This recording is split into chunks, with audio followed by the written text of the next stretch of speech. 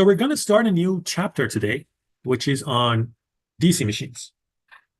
And this is coming, most of the material in here is coming from the Chapman book, which I introduced at the beginning of the semester to you guys. Let's really look at basically the DC machines applications, why are we basically using DC machines. So DC motors and generators are usually used in various applications due to their unique characteristics, such as precise speed control, higher starting torque, and flexibility in operation. So these are some of the advantages associated with the DC machines in general.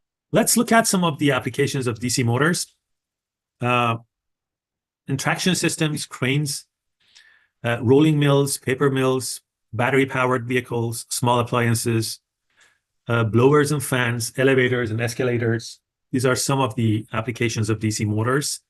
Applications of DC generators, they are used for excitation of AC synchronous generators, welding applications, battery charging systems, remote and isolated power generation, and last but not least, wind energy. So there are some newer basically studies on how DC generators can be used in wind energy conversion systems. So usually so far up to now in bulk generation of wind in wind systems, DC generators have been less used, but there is some studies that are research going on now that is trying to use more of these types of generators. So bottom line is that it's a good idea to have some basic knowledge of the fundamentals of operations of DC motors and DC generators. And we're going to talk about those basically rules in here. So this slide is showing a simple rotating loop, which is between curved pole phases. So assume that you have basically an NS permanent magnet, that you have carved it in this shape. So you have carved it in a way that a cylinder can be put between the N and S poles, okay, in this way. And you've carved it in a way that the magnetic lines from N to S are basically like what you see when it gets to the cylinder. So at every point on the cylinder, those lines are going to be perpendicular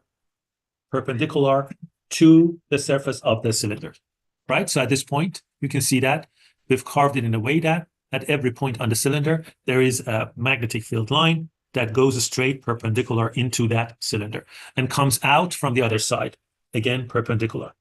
So if you have such a basically configuration, then look at it on this side. So again, I'm showing the N and S, and this is basically the cylinder that I was talking about. Now let's assume that there is one coil that has been basically put on the surface of the cylinder, like what you see in here on the right-hand side. You can see on figure C. So we have a coil that is wrapped around that cylinder in this particular shape. So it creates some segments, the segment of AB, BC, CD, and DA. Okay, and then we got the two basically terminals of that coil, and we are able to rotate that cylinder inside that gap so that this coil also rotates with that cylinder. We've just mounted that coil on the cylinder so that it can rotate with the same rotational speed. So this can be seen in figure D now. You have I'm showing basically the front view in figure D, and we are rotating that cylinder with omega M, as you can see on that figure D. We have the magnetic field designed in a way, and those carvings designed in a way that we have the shortest path for the flux really happening, and we have a uniform basically reluctance because the air gap is uniform. So between these poles and the surface of that cylinder, we have a uniform air gap. So that makes everything to be ideally in a way that it creates the best shape for us to produce voltage, in this case, as we will be exploring shortly. Now, again, based on the same rules that we talked about in this course, we talked about 4 individual basically characters in every machine. They were armature, rotor, field, and what else? Stator. So in this particular basically design, we're having the armature on the rotor. Why? Because we're rotating the cylinder based on what I just explained, and we are expecting some voltage to be induced on the coil that is rotating with our cylinder, with our rotor. So therefore, my armature will be on the rotor, and my field is really on the stator. The field, those basically that permanent magnet is not moving, it's static. So it's part of the stator. Later on, you will see that instead of these permanent magnet, we could have basically windings that produce that magnetic field for us in other types of DC machines. This is kind of a permanent magnet DC machine, but we can have a kind of DC machine that also has a field wind. We have a coil, we're trying to mount that on the cylinder, we're rotating the cylinder, and we want to see what happens. Okay. So first thing is that from the basic laws that we already covered in the very first sessions of this course, when you have a conductor that is moving inside a magnetic field, what happens? Voltage would be induced on the sides of the conductor, right? So we expect that thing to happen in here. Let's see how that can happen. If you look at the BAB in here, look at this AB. This is your AB section, okay? Now, your V is counterclockwise. So look at V as your index finger going upward, right? And then my field is going from north to south, right? So take your middle finger in that direction. Your thumb would go on the direction of AB. Isn't that so? So V times B times L. So that's what happens for segment A. And for segments BC and CD, we would simply have the voltage induced as 0. So we're going to have those two voltages coming in series with one another. So the overall loop, the overall voltage induced in my loop would be 2 times V times B times L. And B is the flux density, which we assume that it's constant throughout the air gap. L is the conductor length on each side. So we have 2 times L because we have 2 conductor bars. So again, L would be from here to here. That's the length or height of my cylinder. And on the other side, that becomes 2 times. So we get this voltage 2 times VBL. And when my conductor reaches basically the area where there are no lines, there are no magnetic lines, which would be happening here. So when my conductor reaches this area, the plane of my conductor reaches this area, right in the middle, there would be no voltage induced because there is no magnetic field existing in here. Okay, so that's why we see the voltage that is going to be produced to be similar to this alternating voltage that goes to 2 VBL and then becomes minus 2 VBL, and it sharply goes from the maximum into 0 and the minimum. Okay, so it's an alternating voltage that is going to be produced using the DC machine concept in here. So that's for one conductor. In general, we have many coils, and each coil has multiple conductors in it. So depending on how these conductors are coming in series or parallel with each other, we would be able to produce a much larger voltage using this concept. But it all starts from that cylinder shape, basically, that rectangular shape conductor, which turns around basically your cylinder, if that makes sense. As long as you understand the concept, I mean, we can get confused enough at home about the directions and all of that, but just the concept. The concept is that we are rotating the cylinder inside that magnetic field, and we would be able to produce a voltage that goes up and down. So it goes positive and negative. That's the important thing in here. We have not been able to produce a constant voltage as we wish, because from a DC machine, we expect a DC voltage to be produced, which means a constant positive or negative voltage. In this case, it's alternating between a positive and negative, basically voltage magnitude. I just wanted us to also look at this. This would be the 2 times VBL. That's the voltage that is going to be produced. Now, a little math onto that will give us this. So since phi, or the flux, would be AP times B, where B is the flux density, and AP is the area under each pole. Okay, the area under each pole times, or area per pole, times B, that becomes phi. And phi is the flux per pole, the flux that is initiated from the machine per pole. So if you look at the voltage that is induced, it has been a function of omega, and omega is just R times omega becomes your V. Your V, which is the linear speed at every point. This V would be R, which is the radius of this circle, times omega, the rotational speed. So we're going to express, instead of the linear speed, the equation based on the equation of voltage based on the rotational speed. And that becomes 2 pi times phi times omega. And phi is the flux per pole, and omega is the rotational speed. So overall, what we conclude in here is that the voltage that was produced in the machine is a function of the flux per pole in the machine, is a function of the rotational speed of the rotor. And here we came by a constant of 2 over pi in this particular one conductor scenario. So this is a constant. And we will see later that for a more complicated machine, this is the same thing that we expect. The voltage induced would be a constant of K times phi times omega. So keep that in mind. The voltage that is produced in a DC machine is a function of phi, is a function of omega, and a constant that depends on how you have been manufacturing your coils in the machine, how you put them in series and parallel together. Okay.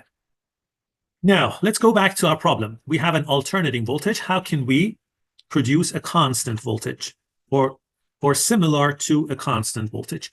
So this is what we call commutation. This is what we call commutation. So the concept of commutation is that let's connect the two sides, the two terminals of your conductor to two half-circle rings, to these two half-circle rings. Okay, attach them or glue them to these two half-circle rings. As you're rotating your cylinder, so will your conductor, and so will those half circles. Those will rotate also. Okay. But have basically two what you call brushes that are constant, they don't move, but they're connected electrically, they're attached to those half circle rings. So there would be a contact between the brushes that are constant, they don't move, and the half circles that do rotate. Okay, so that rotating basically half circle movers are called commutator. So the commutator is those rings that are basically moving, but the brushes are those parts that are constant, that are fixed, they don't move. Now, through this mechanism, you can see that while basically the conductor is attached to one of those half circles, while it's basically moving through one of those half circles, the voltage that would be produced would be positive on one side, right, and negative on the other side. And as they are trying to change the half circles, then the polarities would change automatically. So it would go from positive to negative. But since these brushes are fixed, for those brushes, it would be all the same polarity. They would keep the same polarity. So in other words, you are able to rectify the voltage. So it's a simple mechanical type of rectifier that you can produce out of this. This is a very simple mechanism that is called the commutation. These have a lot of wear and tear because of the physical contacts that are existing. Most of the time, these brushes are made of carbon, and the other parts that the commutators are using basically conducting materials like copper.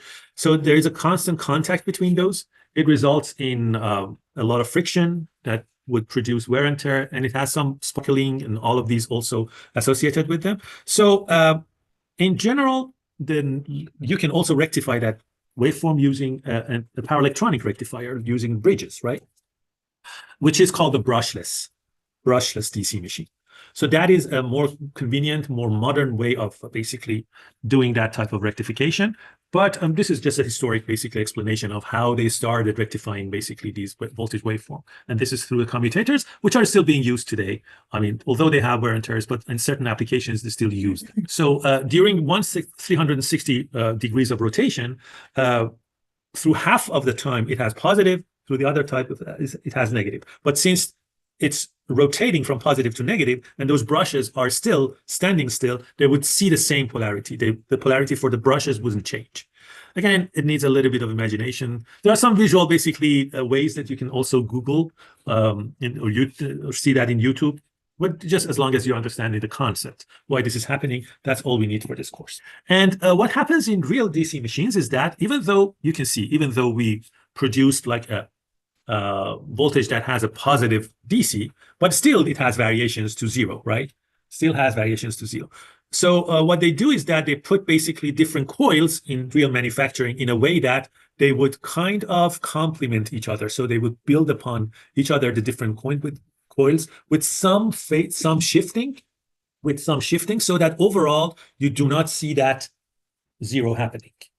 You would see some dips, but it wouldn't be that much transition into zero. There would be some dips, but overall you would get an acceptable constant DC voltage out of the machine.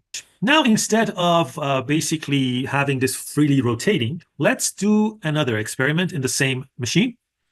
Now, let's also keep that brushes and commutators in the same single loop. Now, connect that those brushes to a DC source. So we're trying to work with this machine as a motor now, see what happens. So you can imagine that we're providing some voltage, and this loop has a resistance of R also.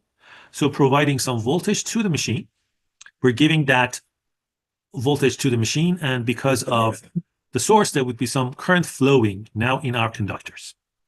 Now we go back to the other electromagnetic rule that we had. If you have a conductor inside a magnetic field which carries some current, there would be a force induced on that conductor, right? So a current carrying conductor inside a field would have a voltage imposed on it or induced on it. So that's the rule of I times L cross product produced by B, if you recall. That's the rule. There would be a force. And this force can result in a rotating machine, can result in a torque. So that's what we're trying to figure out now. So again, imagine that. Look at figure B. We are showing basically another perspective of that conductor. So AB, CD, you cannot really see the length of AB or CD, but you can see the direction of the current that is coming out of AB and going into the CD side.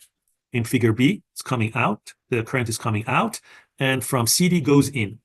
There is a circulating current. It comes out of AB, goes into CD, comes out of the page, and then goes into the page, if you can see. Now, try to use the ILB. So L, the vector of L is in the same direction as the current. And based on the right-hand rule, again, we're putting the index finger in the same direction as the current. So this goes up, for example, for AB section. And then the direction of B, or the magnetic field, is in the same direction of my middle finger of the right hand. So my thumb would show the direction of the force, right? So the force would be going upwards for the AB conductor and would go downwards for the CD. So it's as if this is a loop that you're trying to basically push it from both directions, one upper side, the other lower side. So this produces a torque because my loop is fixed here from the sense of my cylinder has an axis which it rotates about. So that R times basically F produces, that R times F produces a torque. So this is F, and then the torque would be R times that force, which would be for different sections, would be counterclockwise or would be counterclockwise, and for some sections it would be 0 in section DA, and in section also BC that would be 0. In section AB and CD would be non-zero. So overall, you would have a 2 times RILB torque, as long as your conductors are inside the pole faces or under the pole faces. As soon as they get out of the pole faces in that very short, basically, duration, the induced torque would be 0. So it's similar to what you had in the sense in the case of voltage. You would be having basically a torque that goes positive and 0, positive and 0. It doesn't go negative though. In this case, it transitions between positive and 0 all the time. Very short durations of 0. And if you use the same concept of basically writing up this equation of torque in terms of the phi, which is flux per pole, and you would get into this. You will see that the induced torque would be a function of the flux per pole and the current in the machine. So for voltage, that would be K phi omega for voltage. Here we have K phi I. This is a rule. Try to remember that. K phi omega, that becomes voltage. K phi I, that becomes the torque. These are the rules based on which your machine is producing voltage and torque. So you can see that based on those individual components, you can change the torque. If you're able to change the flux, if you're able to change the current, you can change the torque. So here is an example 8.1 in the Chapman book. We have a figure here, which is showing a simple rotating loop between curved pole faces connected to a battery and a resistance through a switch. Yeah, so everything is shown in this figure. The physical dimensions and characteristics of this machine are R would be the radius of the cylinder. That would be 0.5 meters. The capital R is the resistance in the circuit, 0.3 ohms. VB is the voltage of the battery at 120 volts. L is the length of each conductor, is 1 meter. So a loop consists of 2 of these L's, right? L would be the length of the cylinder, in other words. And B would be 0.25 Tesla. That's the flux density. What happens when the switch is closed? So what happens? That's the motor, right? It works as a motor. And we are not connecting this basically cylinder to any load, any mechanical load. So the real application of motor is when the motor is connected on its shaft to a load, a mechanical load. When it's not connected to any load, under ideal conditions, the torque that would be induced would go through a transition and then goes back to 0 because there is no mechanical load connected to the motor. It just spins freely after some time. But there is a transition period, and this example is trying to show that transition period. On part B, what is the machine's maximum starting current? Because once you close the switch, there has to go, there is a resistance, there is a circuit, some current has to go inside the circuit, right? So we're trying to show that part B. So in part A's answer is what happens when the switch is closed. The machine starts as a motor. In part B, what is the machine's maximum starting current? And what is the steady state angular velocity at no load? No load means when there is no mechanical load connected to the machine. So this is basically the circuit.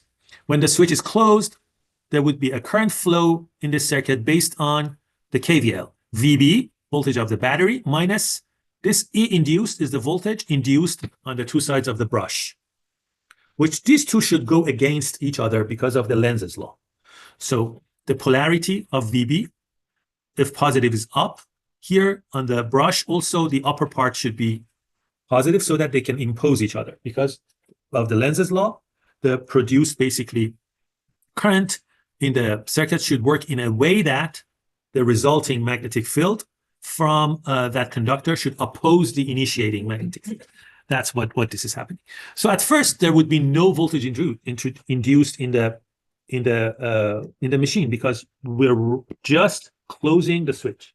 At that moment that we close the switch, there's still no voltage produced in the machine. Therefore, E induced would be 0. So the initial current, the current right at t equal to 0, it would be VB over R. And that would be resulting in the initial, basically, induced torque. So this is the induced torque at the very beginning. Now, this induced torque would result in the machine's acceleration. So the machine was a standstill. We are going to induce some torque. Because of that, the machine starts acceleration. Now that the machine starts acceleration, there would be voltage induced in the machine, right? In which that voltage is trying to oppose, that E induced is trying to oppose VB. So the current will reduce.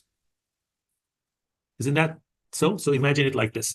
At the very beginning, when you switch the circuit, current will flow. Current would be at its maximum. Because of the current, there would be torque, right? Because of the torque, there would be spinning. Because of the spinning, there would be voltage induced. Because of the voltage induced, the current will go down. Will go down because they two, look at here, that because the voltage induced is in the opposite polarity of VB. So the current will go down, okay? And what happens is that in a steady state, these two voltages will cancel each other out, and the current becomes zero. The current becomes zero, and E induced would be equal to VB. E induced would be equal to VB. So from here, you can find basically how much would be the rotational speed of the machine under steady state conditions. So under steady state conditions, we have a steady state rotational speed, but the torque goes back to zero. So the torque starts from a large value, but goes back to zero because there is no load connected. There is no mechanical load connected to the machine. Torque is equal to some phi times I. If phi is non-zero, phi is always there because of the permanent magnet. So I has to be zero, right? So what is the machine's maximum starting current? That would be VB over R, which is 400 amps. When there is no load, no mechanical load, the induced torque will go to zero. But this implies that the current must also go to zero. The fact that I goes to zero means that the battery's voltage should be equal to E induced. Therefore, we can use that VB equal to E induced equal to 2 pi phi omega to find out the steady state rotational speed. So the rotational speed would be found at 480 radians per second. Now, in part C, we're assuming that we're connecting a mechanical load to the loop. And the resulting load torque would be 10 Newton meters. What should be the new steady state?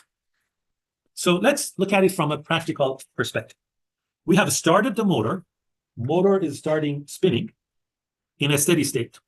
When you add mechanical load to the motor, what should we see? We should see a reduction in speed, right? So that's what we're trying to find out, how much that would be. How much power would be supplied to the shaft of the machine, and how much power is being supplied by the battery. So we're trying to see how much our motor is providing power to the mechanical load, in other words. Okay? So if a torque of 10 Newton meters is applied to the shaft, it will begin to slow down. But as the omega is decreasing, as omega goes down, the induced voltage also decreases, right? Because E was equal to K phi omega. When omega decreases, E would be decreasing too. So when E decreases, E induced decreases, the current will increase. Isn't that so? The current will increase, and when current increases, that would result in more torque, right? So I would decrease as the current, as the rotor current increases. Now, torque would be produced. This torque in a steady state has to be equal to the load's torque, right? Under steady state conditions, the load's torque should be equal to the produced torque. The mechanical torque should be equal to the electromagnetic torque. This torque that is being induced, we call it electromagnetic torque. The torque of the load is called the mechanical. These two should be equal under ideal conditions if the machine is lossless, okay? These two should be equal to each other. So that torque is produced until it provides the same load torque, becomes equal to the load torque. So under steady state conditions, tau induced must be equal to tau of the load. Since we have the tau of the load, we can equalize that to tau induced and find the current of the machine under steady state conditions. So when there is no mechanical load connected to the motor in steady state conditions, the current is zero because it doesn't need to produce any torque. But when you are attaching mechanical load to the motor, because that mechanical load needs to be provided through the motor, then these two become equal. That means that there must be a current in the machine existing. And this is how we're trying to find out that current. The current would be 40 amps under steady state conditions. And through that current, we can find out the new steady state induced voltage through this KVL. So the new steady state voltage induced in the machine would be equal to 108 volts. And that gives us basically the ability to find out the new rotational speed of the machine. So we said that the machine will slow down. How much will it slow down? That's found from this, from E, and then you put E equal to K phi omega and find out omega through that, which becomes 432 radians per second. And the power supplied to the shaft would be tau times omega. This is basically the mechanical equation. So there is a relationship between power and torque and speed. And that gives you the power supplied, which would be basically 4320. Now, out of that power supplied, there would be some power that needs to be provided by the source, right? How much would that be? That would be VB times I, which becomes this much. So the difference between these two is what? The difference between the input power and the output power that is provided to your load. The difference would be, in this case, happening in where? The difference would be the loss of the machine. And where is that loss? Copper loss. That's the R, the only R. The loss inside is R. That's the only component that is losing power in this circuit. So we're forgetting about everything else. There is no mechanical loss assumed. There is no, even the conductors, the loops, doesn't have any resistance associated with that. The only component in the circuit that is losing power is your R. Now, part D is saying, suppose the machine is again unloaded. So we first ran the machine without load. We put some load on it. Now we're unloading it again. And a torque of 7.5 Newton meters is applied to the shaft in the direction of rotation. Okay, so we're unloading. After we unload the machine, it will start basically, it will still spin, but at a larger speed, right? Because we removed the load. Now we're going to apply some torque in the same direction So this will result in the machine to be working as a generator now, so we'll see how. Is the machine now a motor or a generator? So let's look at the explanation. If a torque is applied in the direction of motion, the rotor will accelerate. As the speed increases, the internal voltage will go up. E is K times phi omega. Omega goes up and will exceed VB, right? So when VB is greater than the induced voltage, the direction of current would be going from the source VB into the machine, which would be a motor. But when E induced is greater than VB, the direction of the current would be reversed, which means that the machine is working as a generator. So the current flows out of the top of the bar and into the battery. This machine is now a generator. The current causes an induced torque opposite to the direction of the motion, but this induced torque opposes the external applied torque, and eventually they have to become equal again. So again, at the steady state conditions, always the electromagnetic torque or the induced torque should be equal to the mechanical torque. So therefore, this gives us basically that equality gives us the opportunity to be able to find out the current in the machine, because tau is K phi I, right?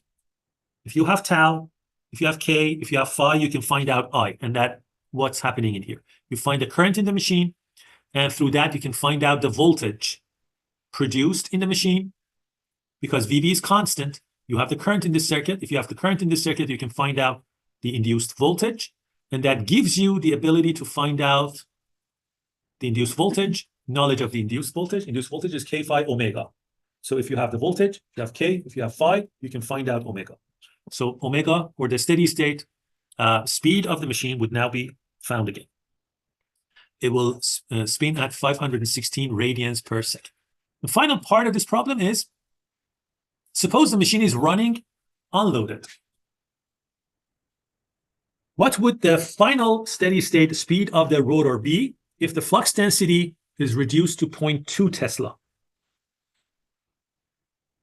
So we have the new B. We have the new B, which means that we have the new phi. Machine is unloaded, means that current would be zero, right? There is no torque. There is no need for torque, so the current would be zero. And we have K phi omega, which is equal to E induced. If you have the new phi and you want to find out the new omega, then you should have the knowledge of E induced. Your E induced should be equal to what? When there is no current. It should be equal to VB, right? So let's go through this. We have a new B, which gives us the new phi, right? And we're trying to find out omega, or the new speed. So we have E induced is equal to K times phi nu times omega nu.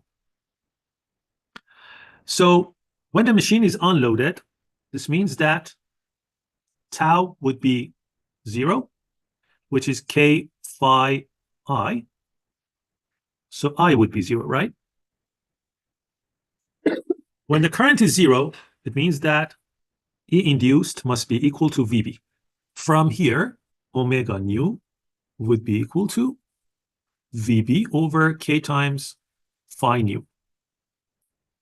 So this is how we can find out the new omega, the new speed of the machine, which would be at 600 radians per second. Now let's go to more realistic, basically, machines. We don't have only one loop of conductor. We have many loops of conductor. So we want to see how we can find that voltage and induced torque in these more real DC machines. So based on the same concept of E induced in each conductor bar is equal to VB times L. Based on the same concept, the voltage out of the armature in a real machine would be Z VBL over A. So we're inducing a Z over A times VBL in here, where Z is the total number of conductors and A is the number of current paths. Okay, so each conductor will produce one VBL, but there are some of these conductors that are parallel to each other in the machine's construction. So they would not add up to the voltage because these are in parallel. So you have to really divide that whole voltage to the number of current paths. So the number of current paths depends on how the machine is manufactured. And we're going to convert this based on the flux per pole, which would be the flux density times area per pole. And in the end, we would come up with this, that K that I just mentioned and repeated that a few times is just equal to Z times P over 2 pi A, where Z is a total number of conductors in the machine, P is the number of poles, A is the number of current paths. So in here, K phi omega, omega is in radians per second. If you want to represent EA in terms of an equation that uses the revolutions per minute instead of radians per second, you use this conversion factor, and you get EA would be K prime times phi n, where n is now in RPM. And K prime would be ZP over 60A. So you have two formulas in here, K phi omega or K prime phi n, where K and K prime would be found based on these two equations, 39 and 42. For the torque, similar to what we had, you can find basically the same K. So the same K that you found for voltage, same K, times phi times IA would be basically the equation used in here, same K. Let's have an example here. Now, we have a duplex lap wound armature. This which simply means that the number of conductor paths is 2 times 6 for a 6-pole machine, or 12. So A, the number of current paths would be 12. And don't worry about these. Basically, there are multiple basically like words associated with different types of manufacturing, which will give you the formula. Do not worry about that. So this basically means the current paths is A is 12.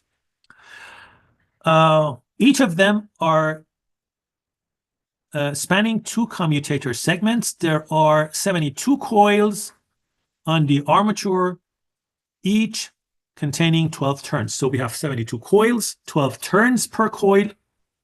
The flux is given, and the machine is running at 400 RPM. So part A, we will give it to you how many current paths. In this scenario, that would be 12. How much voltage is produced in the machine? That would be coming from, because we've been given the RPM, we use the K prime formula, K prime phi n. However, K prime needs to be elaborated. That's ZP times 60A. We have the number of poles, which is 6. We have A, which is 12. But what is the number of conductors? The number of conductors is coming based off of the number of coils and the number of turns per coil, times 2.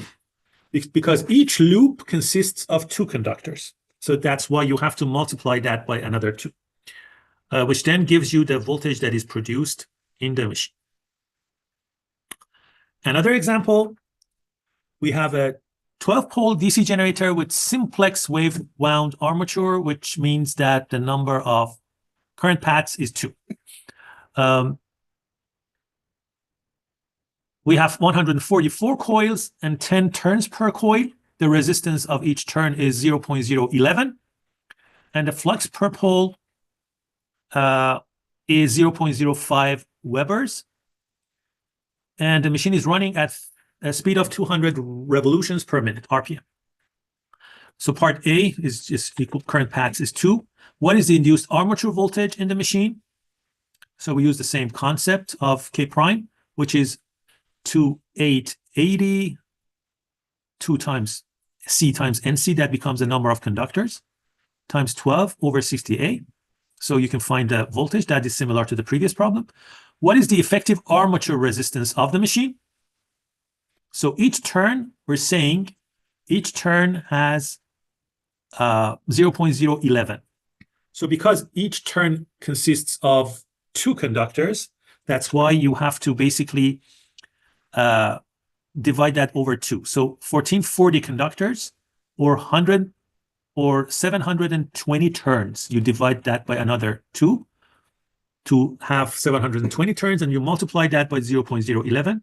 So this is a total, basically, resistance of the armature. Part D of the problem, if a 1 kilo ohm resistor is connected to the terminals of the generator, what is the resulting induced counter torque on the shaft of the machine? Ignore the internal armature resistance of the machine. So for part D, we have 1,000 ohm load.